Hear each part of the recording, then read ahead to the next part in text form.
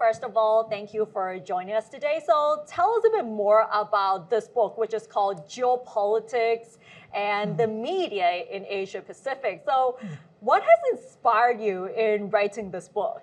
Yeah, it's geopolitics and the media in Asia Pacific pulling in different directions.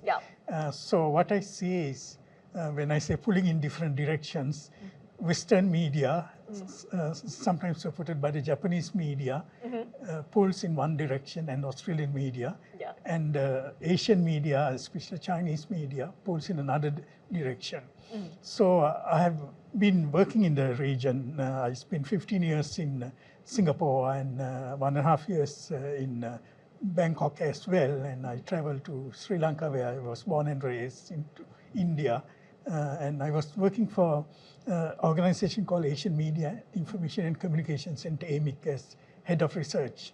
So for 7 years, so I have been working with media people around the region, and I have seen how the media was getting involved in these geopolitics issues. Like when you look at South China Sea. So the South China Sea and the Southeast Asian region. Now when I was in Singapore, until about 2010, I was there from 1997 to about 2017.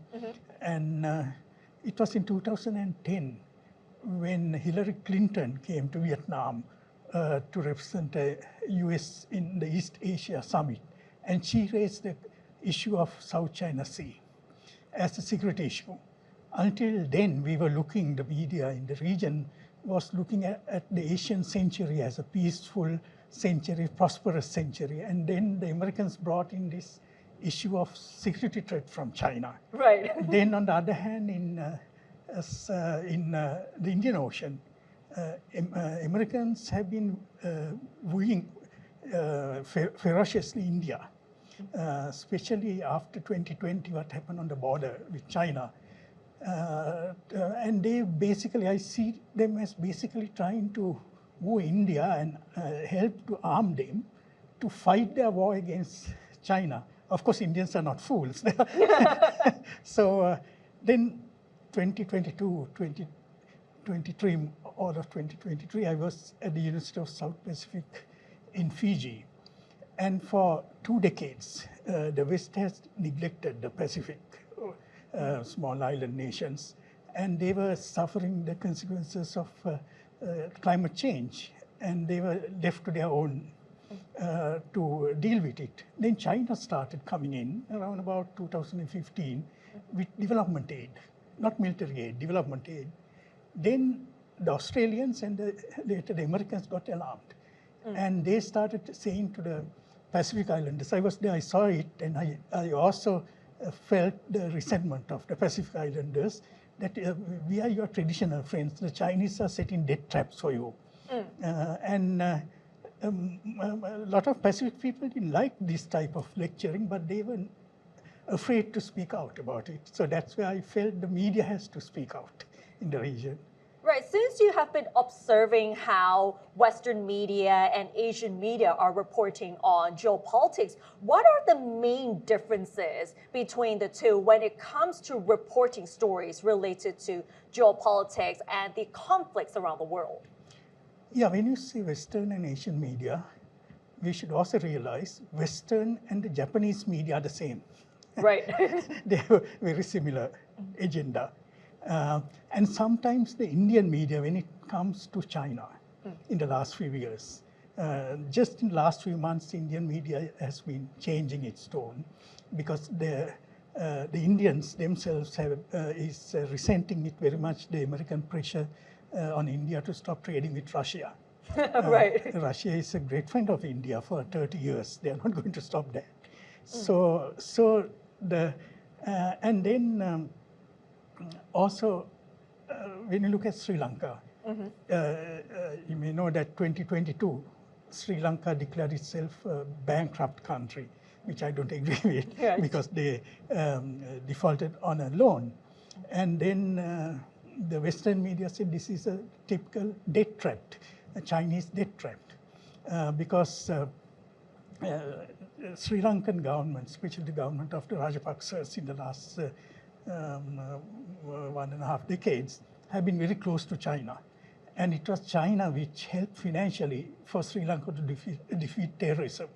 And also after the war was over in 2009, China helped with development aid when the West refused both to help to give arms to Sri Lanka and also to give development aid. And they raised this issue of human rights, which the Trump administration is now trying to back down on. Yeah. So when this came, they said, oh, this is, China has set a debt trap. But the truth is, Chinese loans were only 10%.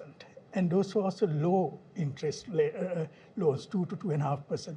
Japanese loans were 11%. The World Asian Development Bank was about 10%, which Japan controls. So Japanese loans were about 21%, which also about the same.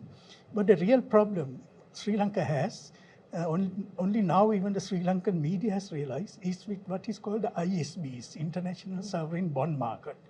47% of Sri Lanka's debts at the time of default was to these international sovereign bond markets, and Sri Lanka defaulted to them.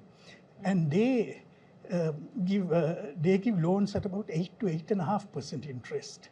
And that is where the problem is. So that's a Western debt trap, not a Chinese debt trap. It was a blatant lie, and which was first reported by the Western media, and the Indian media took it because of their problem in China.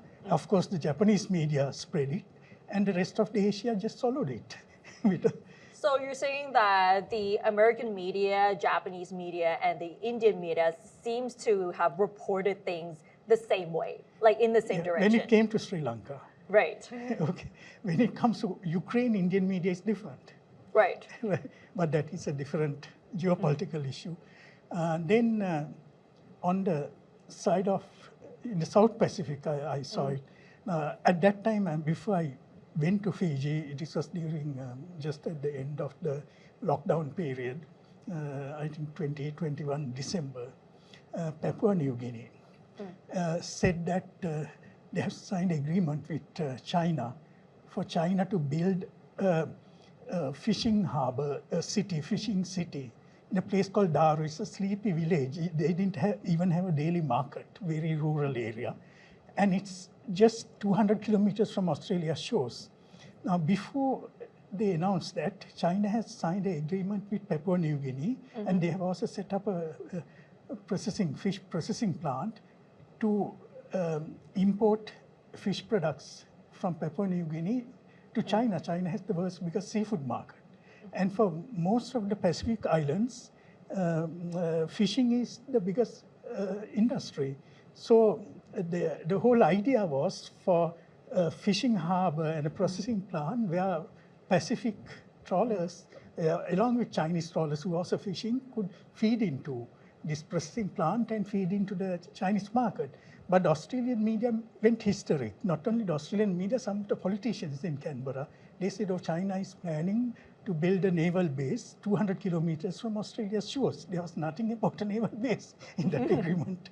Right. And when we talk about geopolitics, we've seen that the media has paying much more attention on the conflicts, especially between the US and China and possibly other regions as well. So from your perspective, why do you think geopolitics is becoming such a buzzword for the media around the world?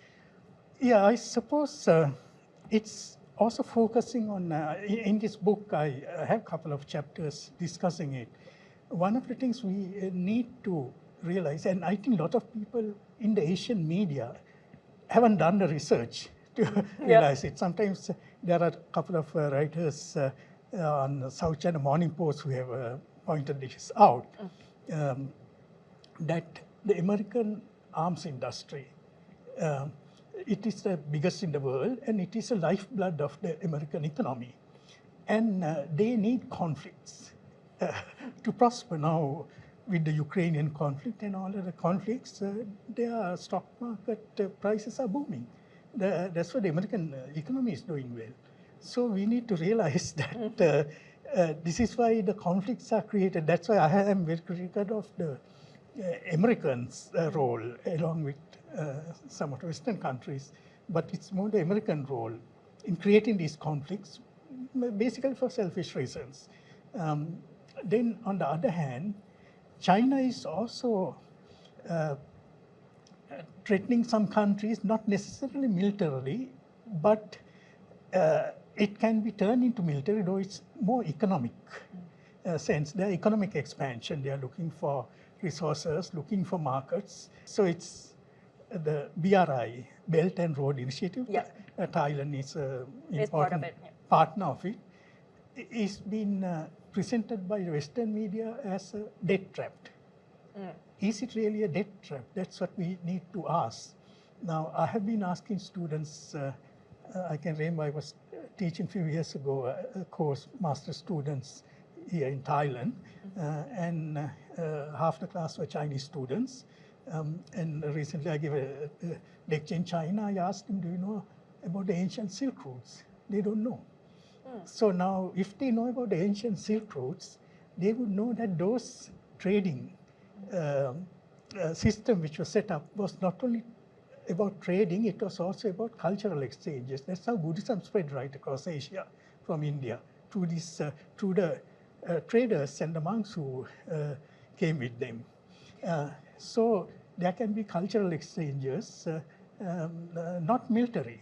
They were not military.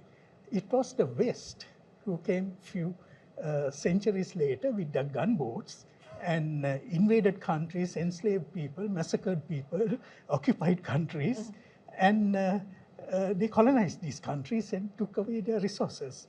Now, that's the model we are looking at as the Chinese BRI. And Chinese BRI should not be looked at through that model. It has to be looked at as an economic model based on that principle, the concept of the ancient Silk routes. So if you look at it as an economic model, the threat would be economic. So it's not you arm them yourself to defend against any Chinese threat. It's for you to have good graduates, good economists, good business graduates who can do business on it, because Chinese are looking at aid as an investment, not as a charity. Because of the Belt and Road Initiative in China, it's actually an economic cooperation within the region with other countries in Southeast Asia and also South Asia as well. Am I correct? Yeah. I also discussed in the book about, actually just before I wrote this, finished this book, I think, I went on this railway China built in Laos. Now, practically, you can travel by train from Singapore right up to Beijing, okay, through Malaysia, Thailand, Laos, and into China. So that Pan-Asian railway has become a reality. It's not debt trapped. Okay, now when I wrote a story last year about the Chinese railways, when I asked the head of economics at the Lao National University if this is a debt trap, he said, you go and ask those people who's going to come and build a railway for us. China has brought us to the 21st century. And he pointed out the company which runs the railways, 70% China owned, 30% Lao owned. So that 5.5 billion debt, China is liable for 70%. So is China then trapping itself with debts? It looks like the word debt trap is like a key word when it comes to reporting stories related to geopolitics, especially anything that is related to China. So why do you think the word debt trap is such a problem? Yeah, that's also, I discussed this because I can remember way back in 1986, I was in Australia. I did a radio program series on the relationship between the rich and poor countries. Then the poor countries is what is called the third world then, was dependent on the IMF, World Bank, and Western aid. And I can remember interviewing Sridhar Rampal, the Secretary General of the Commonwealth in London. He's from Ghana. And he pointed out to me at that time, because 1980s was seen as the lost decade for the third world. He said, Africa, which was facing the biggest debt crisis, they are paying back to Western bankers, including the World Bank and IMF, 4 times what they were getting from them. So isn't that the debt trap? So debt traps were there from the 1960s, 70s into 80s, and it's still there. But the thing is, we in Asia, in the Asian media, we need to do the research and point this out, that the other one is the rules-based order, who's breaking the rules. Same people who are saying they're protecting the rules-based order, they're breaking the rules. So how should the rule-based order be defined in this era then? Yeah. There's, you should look at the YouTube video of Indian Foreign Minister Jayasankar. He gave a speech at the UN General Assembly in 2023 because Modi couldn't make it. And he spoke for 11 minutes on this rules-based order. He said those who benefit from who set the rules benefit from it, and you can't say that is a rules-based order. And he gave a very good argument. In fact, he didn't mention any countries, but he was not referring to China. Right. He was obviously referring to the West about how this rules-based order is not fair basically on what is now called the Global South. So I think Thailand has just joined BRICS. BRICS, yeah. Yeah, so that's the challenge which is coming up to the West, the BRICS challenge. And the West is very used to lecturing to us, say this is the model of development and you should follow this. Now we are saying, especially from Asia, no, we have a better model of development which is working. It may be, you may call it authoritarian, but it works. Now even Korea, if you look at Korea, Taiwan, Singapore, they developed economically through military regimes.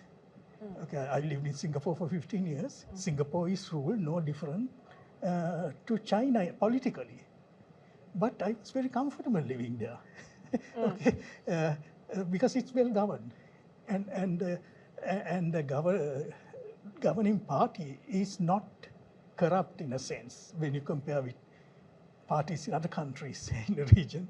So if you have a party which is basically non-corrupt and has a national interest, little bit of authoritarianism will work. And you don't need that democracy. You can see the democracy is not working even in America today. Yeah, and based on your observation, so how should the media be reporting on geopolitics, especially with the current conflicts that are happening right now, especially between US and China, and now President Donald Trump is finally back. So how should the media be more neutral in terms of its reporting? Actually, I think Donald Trump coming back is not a bad idea. It could be good for Asia in the long term. Because no, he has just frozen the American aid budget, and they have been interfering in countries, Thailand included, in democracy programs, which is creating sometimes chaos in the country, especially manipulating young people. Now he has stopped funding for all these programs for the moment, at least for 3 months. So hope the American government stops funding this so-called, the color revolutions. Okay, and a lot of these fundings are not exactly coming from the US government. It's coming more from this Soros Foundation linked organizations and private Western funding agencies. Now, they are a threat to democracy. In Sri Lanka, recently there was election. A new party basically came from a grassroots party, and they want to clean up corruption. And people who don't like them, it's a minority at the moment. They're saying, "Oh, we can throw them out in 2 years, 1 year, 2 years time. We don't have to wait for 5 years." So I asked them, "What is democracy for them? You appointed them for 5 years. Let them rule for 5 years, and show if they can do what they promise. If they don't, then you can throw them out after 5 years." But if you think the young people can be manipulated, if somebody funds you from somewhere and overthrow the system, then what is democracy there for? So this is geopolitics at play. Okay, so the government at the moment in Sri Lanka is a leftist government, with a leftist ideology, but not as radical as they were 30 years ago. When you say leftist, do you mean like leaning towards communism or not, or more on the liberal side? Now, I would call the current president a leftist Buddhist. Okay. Like the Laotian rulers. So it's that's communism today is also a state-run enterprise, Right. state-run capitalism. So this is where those labels are dangerous for us to base on. We need to look at how they are tackling. Main problem is corruption. Corruption has links now. When you have NGOs fighting corruption funded from the West, one question they never ask is, those corrupt people in Asia, where do they park their money? Very often in Western banks, stock markets, send their children for education, send their family for medical, buy property. So why can't those governments ask them, where did you get the money from? Okay. It seems like corruption is happening pretty much everywhere in the world. Yeah, it's happening, and you can't blame one side, and then the other side, the side blaming you, facilitates them sending money out and hiding the money. Look at, if you look at Marcos, Marcos family has got billions of dollars hidden outside. Many suspect a lot of it is in the US. For the last 40 years, the US government hasn't cooperated with the Philippines government to get that money back. Now the son is back in power and he's doing everything US wants him to do. Nobody's asking the question, is there any link to the Marcos family wealth in the US and the foreign policy of the Marcos government, which is trying to do the dirty work for the US. Even the Singapore Prime Minister, Lee Hsien Loong, just before he stepped down, has asked Marcos at an ASEAN meeting in November 23, do we want Philippines to be the battleground for a geopolitical battle? And even I know some people in the Philippines are saying we don't want to be the Ukraine of Asia. And we in the Asian media also should be asking this question. Thai media should be asking the question from the Philippines. And considering that President Donald Trump has returned to his presidency, so of course we might see big changes in terms of geopolitics around the world. So how do you foresee the challenges ahead, especially for the Southeast Asian region? Because we have noticed that many of the countries, including Thailand, are trying to stay in the middle between US and China. No, I was just thinking last night, during the last presidency of Trump, he met Kim, North Korean President Kim in Singapore. Yeah. Okay, the two leaders of the two Koreas met. Now there is a similar trend. There could be a new leader who would be willing to meet Kim. And the two Koreas could come closer together. So that will bring down tension quite a lot in the region. And the US, the Foreign Secretary has already said they don't support independence for Taiwan. So that takes out one of the tensions in the region of a war breaking out in this region. So I wouldn't say Trump is a threat to the region. In fact, he could be a good thing. Right. One last question. How should the Asian media handle geopolitics from now on? Yeah, like I said earlier, you need to look at the issues. What I see is, that's why this book is mainly for Asian media, and especially for younger, what I call communicators rather than journalists, to read, to get a grasp of the issues, but you need to go in and do more research through internet, all that. And one of the problems I think a lot of Asian media people have is they are not very fluent in English. Now, if you're not very fluent in English, you can't do the type of research I was able to do through the internet, because you can do a lot of research and it's also good fun. But you have to be fluent. And another thing is, now I don't know Mandarin, so we don't know what the Chinese really think. So you also need to No the Mandarin. languages, like Yeah, you need language to know plays the a language big too. role. Yeah, and right across the region, people speak different languages. So that's where countries like Singapore, Philippines, Malaysia, India, even to a certain extent Sri Lanka, would have an advantage because of the English language skills of the population. So Indians are now becoming, there's two Indian networks called Paki Sharma's network and Arnab Goswami's Republic TV. Now they are becoming international broadcasters through the internet. They have millions of subscribers around the world. So they are mounting a challenge. To a certain extent, CGTN, the CGTN, Chinese English network, is also making waves now. They have a lot of subscribers in the US. So there are, and then the South China Morning Post, they are subscriber based in the US as well. So there's Asian media breaking. In fact, I have a book which is coming up very soon through an Indian publisher, looking at these alternatives to the Western media, the Asian, mainly the Asian and the Russian and even the Iranian alternatives.